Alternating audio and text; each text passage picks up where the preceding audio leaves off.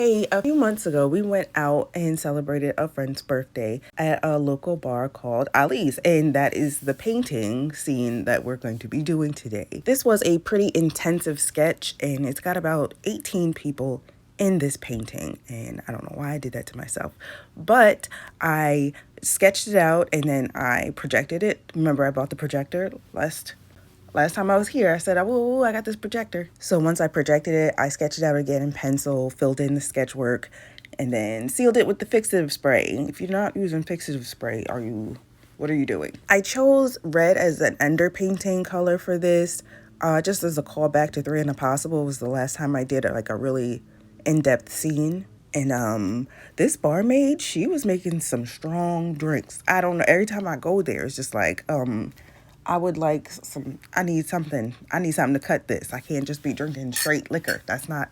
So anyway, I took some pictures while I was there, and naturally, everything came out blurry. And I was like, this is all reminding me of 3 and Impossible.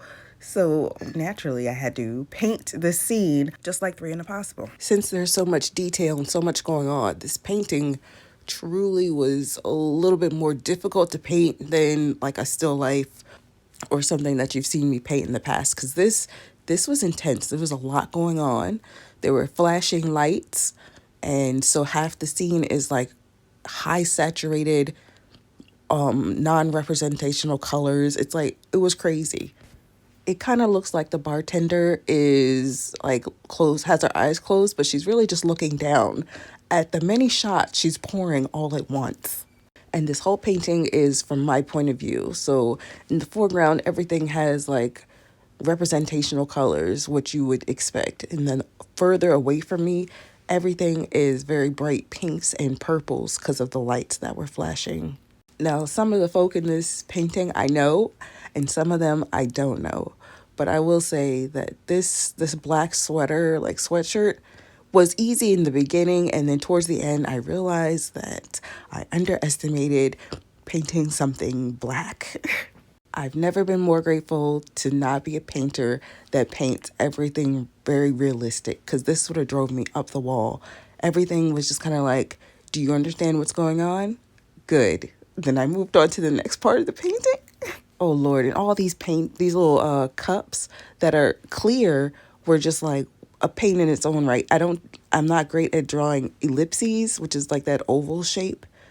And it's just, it was a pain.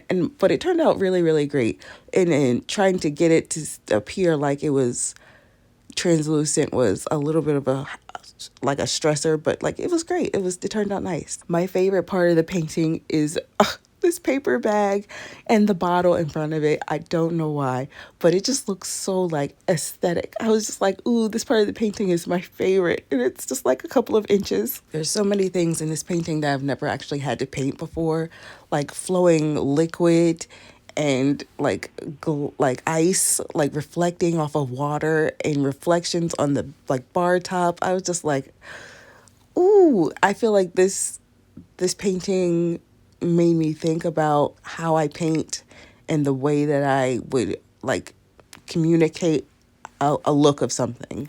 And it was trial and error, and I really like this painting. I know I say that about a lot of them, but this one just made me feel like, oh, I'm a painter. There were parts of the painting I was wondering why I was painting it. This rag is one of them. There was some sticky notes under the bar that I could see. I was just like, why am I doing this? There were so many pairs of hands I had to paint, and money. I realized I've never painted money before. Oh, it was just little hee moments where I was just like, what is this? I was tempted to change the sweater that this man in the background is wearing, because it was such a bold pattern. And I was just like, this pattern is cray. How am I going to... I didn't want to add a lot of detail to the background, because that's not really how art works. The further back you are, things supposed to become less and less clear. But I was just like, I've really been just holding off on showing this painting, just because I wanted to try the archival art prints. So when I finished it, I took pictures of it, and I've been trying to test out art prints for it. And I just wanted to do some high quality art prints. I just wanted to, up my game a little bit. So, and the ceiling to this whole room is like a lattice pattern where it's just like it. Oh, I made a decision that I wasn't gonna like try to do it like super detailed because it didn't make sense to have that thoroughly detailed and everything else not. So it was just kind of like, do you understand that it's a pattern up here? Okay, yes. Then let's move on. Then it was lights above the lattice pattern, and those were like glowing through, and I was just like, why is this a nightmare? Why, who said to put this up here? Who put this up here? Y'all could have just had a regular ceiling. Stop playing.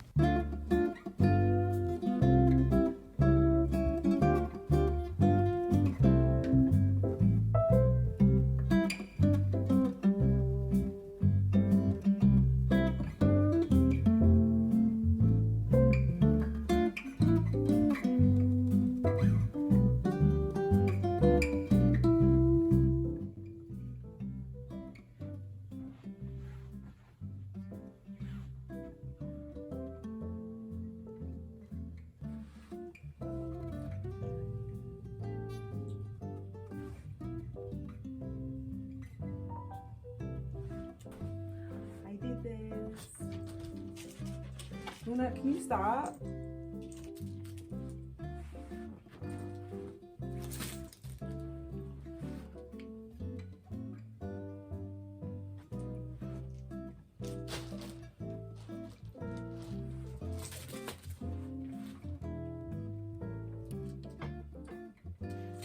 No, we had to do it.